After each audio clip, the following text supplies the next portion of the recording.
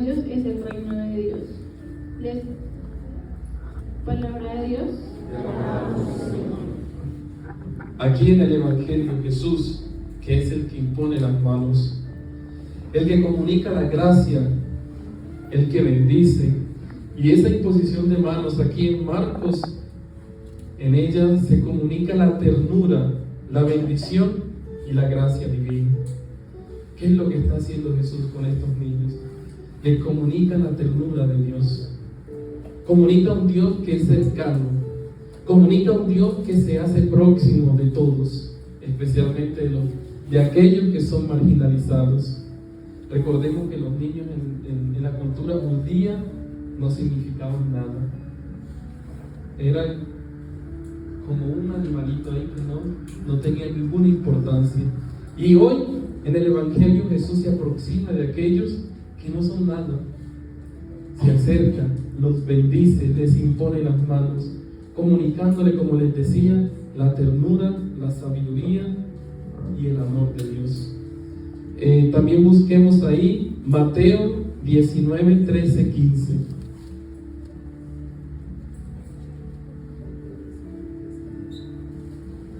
Mateo 19, 13, 15. ¿Quién dice?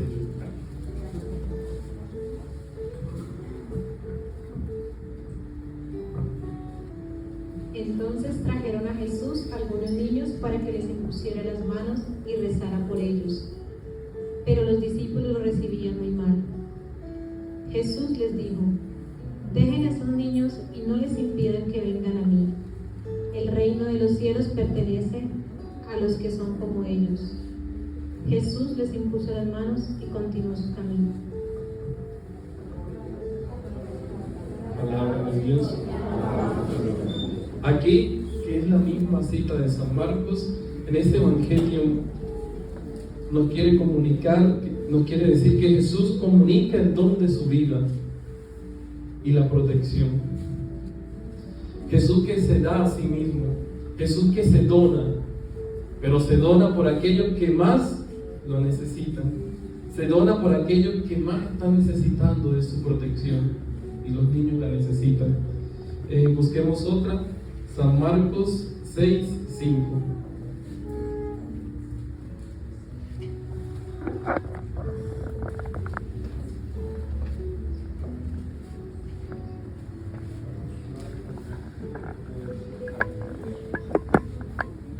Marcos 6, 5.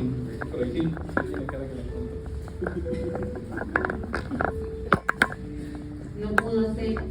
No pudo hacer allí ningún milagro, aparte de poner las manos sobre los pocos enfermos y sanarlos. Palabra de Dios. Que alabamos, Señor. Aquí ya pasamos a otra realidad, la sanación, la curación. Jesús que impone las manos ¿para qué? Para restaurar que la vida de aquel que está enfermo. Jesús que impone las manos, se comunica así, porque el hecho de imponer las manos en el Evangelio es comunicarse a sí mismo. Y por eso Jesús le imponía las manos a los enfermos, a aquellos que se acercaban a Él, a los niños, los curaba, a los paralíticos, a todos. Jesús se comunicaba a sí mismo para aquellos que necesitaban de Él. Y aquí de esto vamos a encontrar muchas citas en los Evangelios, porque era la manera como Jesús curaba a aquellos que estaban enfermos. Solo que aquí es necesario de algo que es muy importante. ¿Por qué se fue Jesús de aquella región? ¿Por qué? Porque no tenían fe. Cuando yo quiero ganar un favor, vamos a decir un favor, cuando yo quiero que Dios actúe en mi vida, cuando yo quiero que Dios haga su obra en mí, es necesaria la fe. Es necesaria la fe, porque les aseguro que puede ser la persona que tenga más dones, que venga aquí.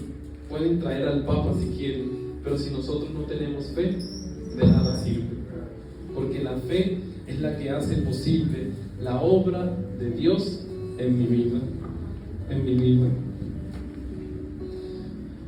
Y ahora vamos al libro de los Hechos de los Apóstoles, en el capítulo 8, versículo 14, 17.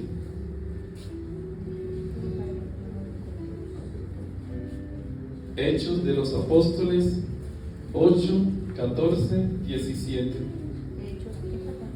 14, no, capítulo 8, 14, 17. Los apóstoles que estaban en Jerusalén, al saber que Samaria había recibido la palabra de Dios, les enviaron a Pedro y a Juan. Llegaron y oraron por los samaritanos para que recibieran el Espíritu Santo, pues aún no había bajado sobre ninguno de ellos y solo habían recibido el bautismo en el nombre de Jesús el Señor. Palabra de Dios. Por ahí cerca, Hechos 19, 5, 6.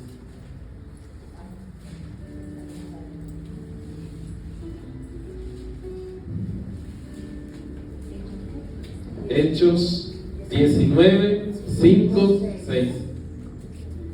Al oírlo, se bautizaron invocando el Espíritu del Señor Jesús. Pablo les impuso las manos y vino sobre ellos el Espíritu Santo, y se pusieron a hablar en distintas lenguas y a profetizar. Palabra de Dios. Aquí ya vemos que los apóstoles imponen las manos, ¿para qué? Para comunicar que el Espíritu, si están despiertos, pues ya se cansaron, para comunicar el Espíritu Santo. Si vemos cómo esa cuestión de la imposición de las manos en la Sagrada Escritura, ella tiene diferentes matices. Ella va como que, no sé si decirlo así, va como evolucionando, va como en un proceso en donde en el Antiguo Testamento se comunicaba la herencia, se comunicaba la bendición. Aquella alianza que el pueblo había hecho con Dios, era necesaria que ella se comunicara, y como Israel era una sociedad patriarcal, quien la comunicaba era el jefe del clan, de la comunidad, de como la queremos llamar.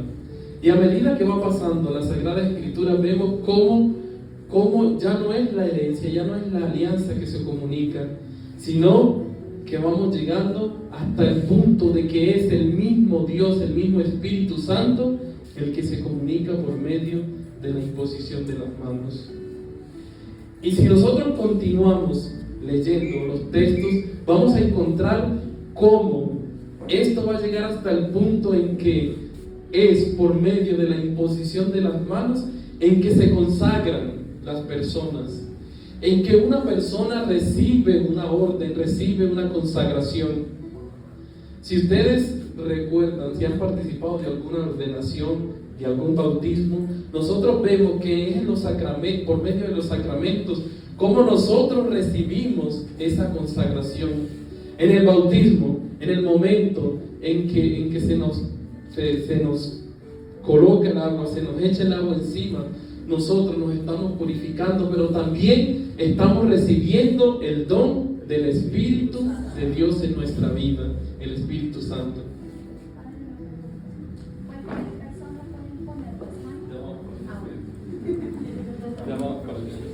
Entonces, miren que a lo largo de la historia, a lo largo ya entrando en la historia de la iglesia, podemos ver que el primer gesto que nosotros podemos ver así concreto de imposición de mano, de la manera como se comunica la gracia de Dios en nuestra vida, es por medio de los sacramentos. Por medio de los sacramentos, porque los sacramentos fueron dejados por el mismo Jesucristo para que nos comunicaran la gracia. Y si nosotros leemos las cartas de San Pablo nos va a decir, es que la gracia es el mismo Cristo que se nos da, es el mismo Cristo, no es otra cosa. San Pablo él dice, es que la gracia es Cristo, es la vida de Dios que actúa en mi vida, que me purifica, que me transforma y hace que yo sea una nueva criatura. Y para ir llegando a la pregunta que ella nos hizo, vamos a la primera carta de Timoteo, capítulo 5, versículo 22.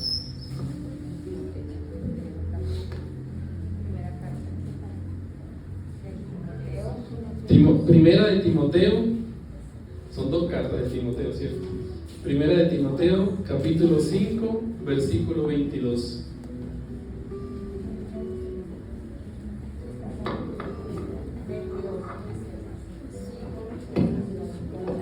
A nadie impongan las manos apresuradamente. No te hagas cómplice de culpas ajenas. Consérvate puro. Palabra de Dios.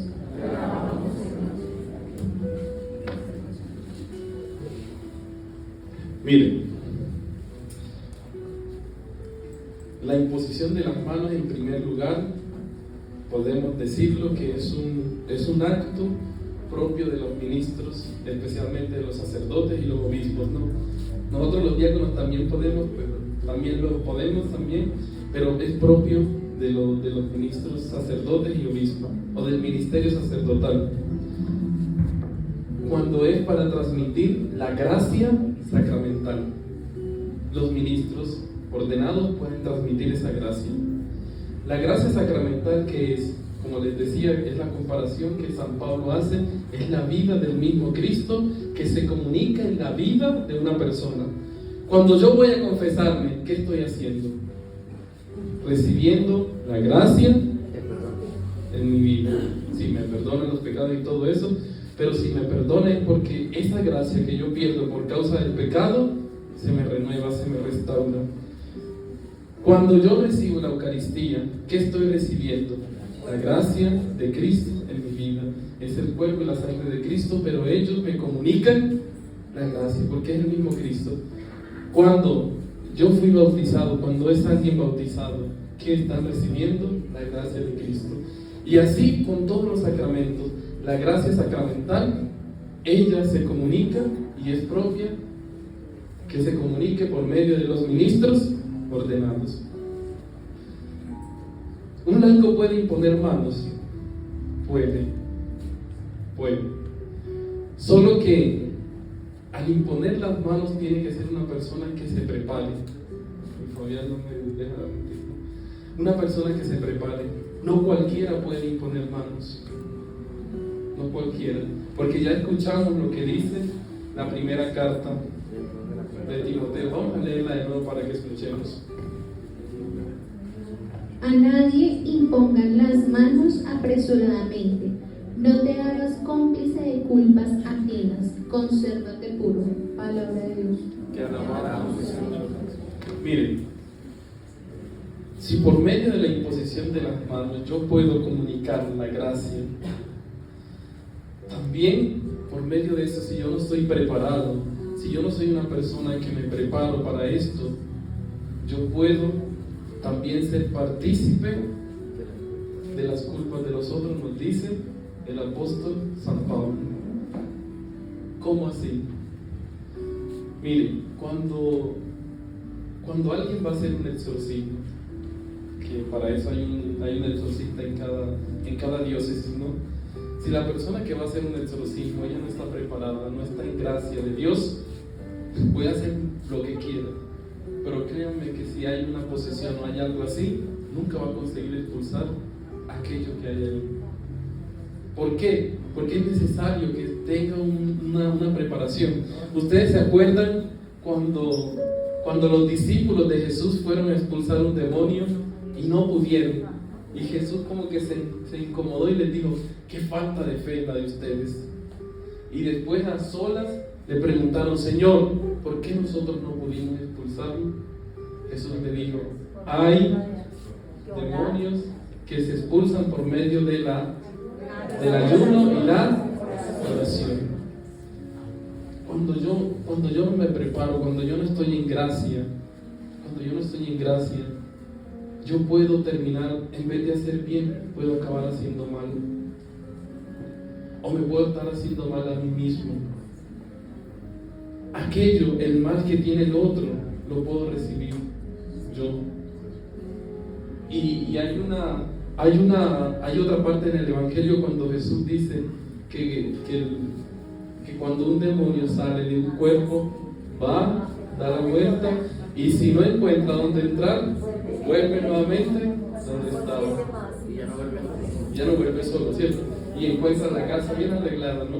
Bueno, mis queridos hermanos, cuando yo voy a hacer este servicio, que es un servicio, yo tengo que prepararme. ¿Y cómo me preparo? Por medio de la oración, algunas veces por medio de sacrificios. Nosotros estamos en este momento celebrando el tiempo de la Cuaresma.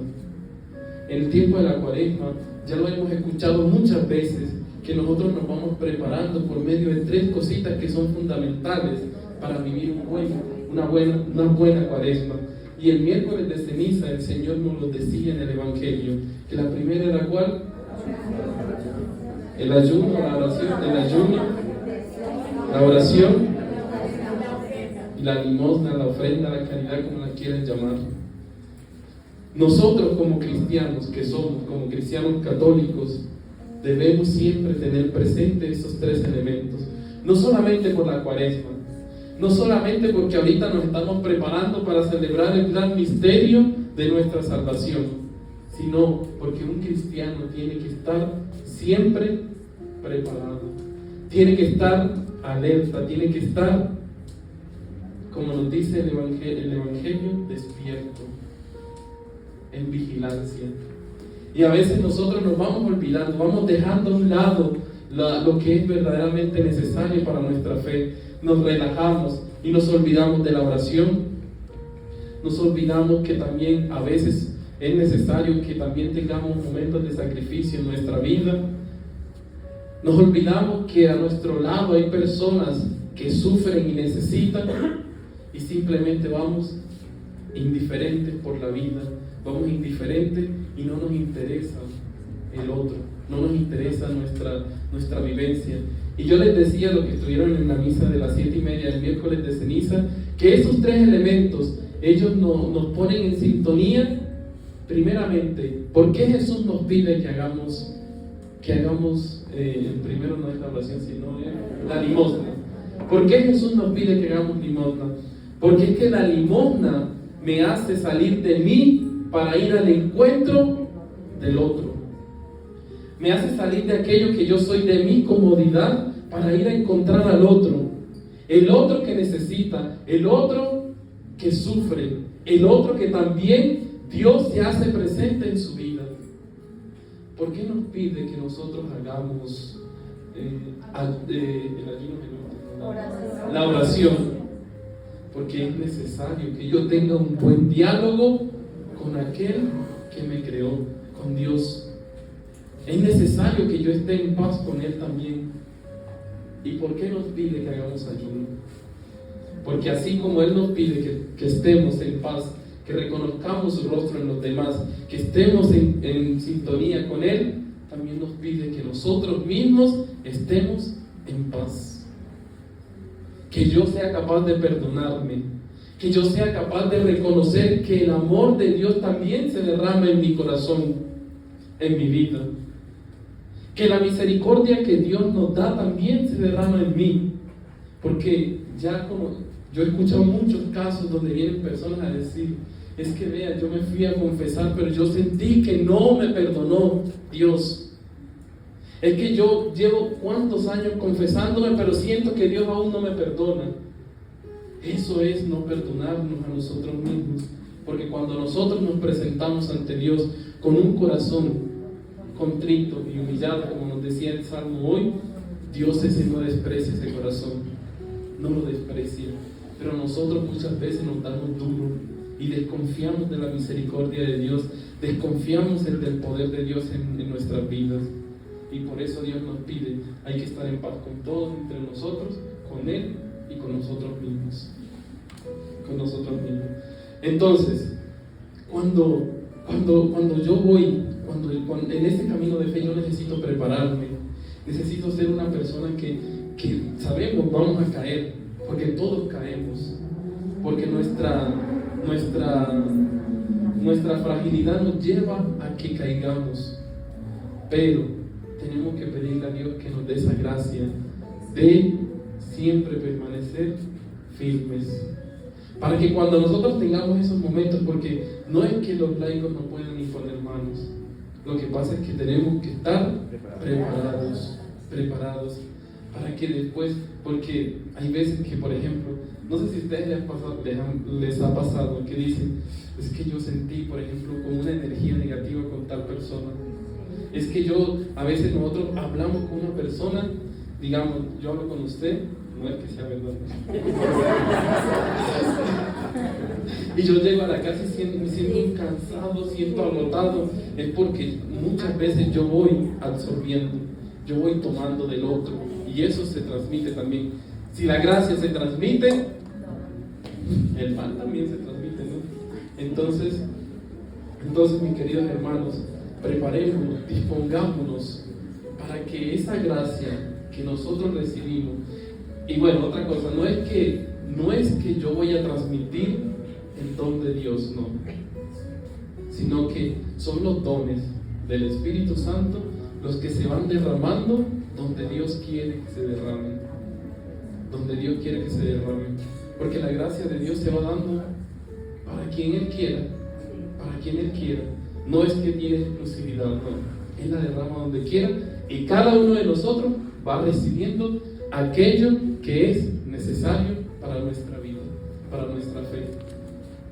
¿Cómo funciona la imposición de manos hacia los padres hacia los hijos? De los padres hacia los hijos. Bueno, esa funciona como nos decía el libro de Génesis, como una bendición, porque los padres también bendicen a sus hijos. Cuando un padre bendice a su hijo, le está diciendo, yo quiero que Dios esté contigo, así funciona, quiero que Dios esté contigo. Y es muy bonito esto ver cuando un hijo le pide la bendición a su papá, cuando un hijo le pide la bendición a su mamá. Yo conozco casos donde siempre, por ejemplo, hay alguien de Antioquia aquí, de Medellín, por allá. En Antioquia es muy común esto. También, bueno, yo no he tenido la oportunidad de vivir allá, pero sí lo veo. En Antioquia viví varios años y lo veía algo muy bonito, porque en mi cultura se ve poco, pero en Antioquia se ve siempre que va a salir el hijo o la hija, le dice, ma, pa, la bendición.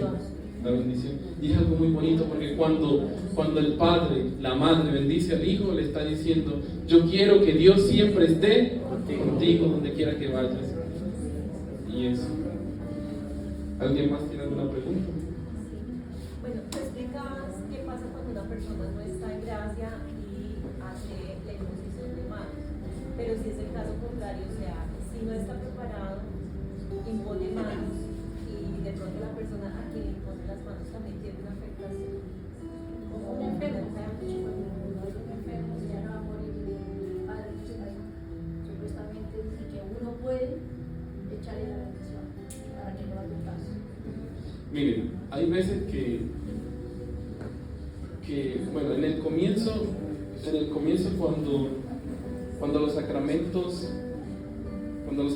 todavía no estaban bien estructurados como están hoy, los laicos podían ungir al enfermo, lo podían ungir, porque se decía que las personas podían tener el aceite consagrado en sus casas, ¿no? Y lo podían ungir. Y eso era porque también, bueno, no había falta de sacerdotes, no habían personas que vivían muy lejanas y todo eso, no tenían acceso, ¿no? Pero después con la modificación, cuando ya se fue estructurando todo los 7 sacramentos, que se definieron los 7 sacramentos, lo dejaron como propio del sacerdote, ¿no? Pero bueno, esto, algunos países todavía, como por ejemplo en Brasil, no es que bendigan al enfermo, sino que se dice encomendar al que ya está al Ajá. Es como quererle entregar a Dios el alma de esta persona, ¿no? De esa persona. Y con relación a lo que tú decías, también puede haber una afectación. Por eso tenemos que estar preparados. Porque cuando yo estoy en gracia, y bueno, también hay que tener en cuenta que lo que hace, por ejemplo, no soy yo el que cura, no es usted la que cura, no es usted el que levanta, sino que es Dios, ¿no? Y aquí entra lo que ya decía, es la fe la que hace que yo sienta el poder de Dios en mi vida. Porque mi confianza no está puesta en una persona, mi confianza debe estar puesta en Dios. Acá dice que lo único que no hay que hacer es imponer las manos con ligereza. O sea, ligereza es como que llegar y sin prepararse. Entonces, ¿cómo? Y sin pedir perdón primero, porque ve la gente llega y pone las manos. Bueno, entonces, para ir ya cerrando, porque ya creo que está acabando el tiempo, ¿no? Bueno, miren que, bueno, les decía, la gracia de Dios se derrama en todo, en todos, de diferentes maneras. Cada uno recibe un don, cada uno recibe un ministerio. El apóstol San Pablo nos enumera y nos dice que tenemos un único Dios, un único Espíritu, pero diferentes dones que se dan y se derraman donde Él quiera. Y cada uno de nosotros tiene un don. Solo que, hermanos, tengan presente que ese don que ustedes han recibido no es para ustedes. No es que yo, por ejemplo, yo tengo el don de, digamos, ¿de cuál? Intercesión. Él no es para mí. Es para el servicio de la comunidad.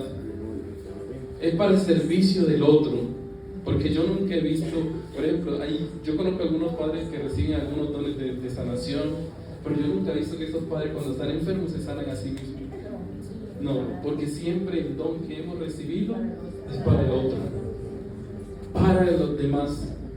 Por eso, pongan al servicio los dones que ustedes han recibido. Pongan al servicio de la comunidad aquello que Dios les ha dado. Y recuerden lo que dice Jesús en el Evangelio: lo que recibieron gratis, denlo gratis. Denlo gratis. Y cuando Jesús lo está diciendo, no es porque yo voy a cobrar.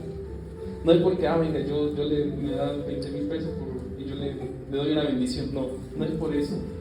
Sino porque Jesús lo está diciendo para que no nos quedemos con eso para nosotros mismos. Que no seamos egoístas, que no nos cerremos a la acción o al don que hemos recibido, sino que lo lancemos hacia afuera y lo pongamos al servicio de los demás. Por eso tengamos siempre presente esto: no es para mí, es para el otro, es para los demás.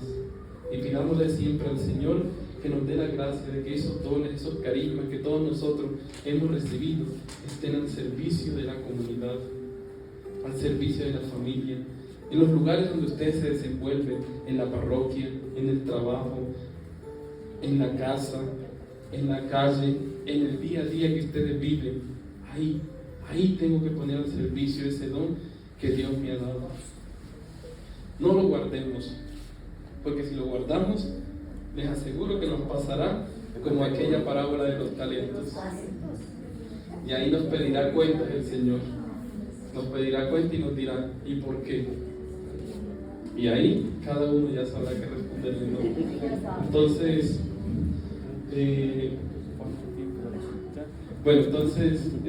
pidamos al Señor que nos dé la gracia de su Espíritu Santo. Que ese Espíritu que Él derramó en Pentecostés lo derrame en cada uno de nosotros.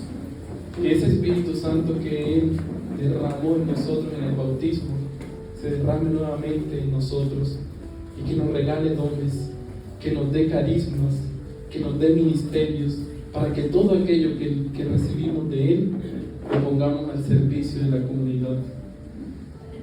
Pidámosle al Señor que en esta noche Él venga a nuestro encuentro, que en esta noche Él pueda derramarse sobre cada uno de nosotros, que su gracia ilumine nuestras vidas, que su gracia ilumine nuestras almas, que su gracia nos acompañe donde quiera que vayamos y que podamos sentir así como la Virgen María sintió la gracia de Dios en su vida,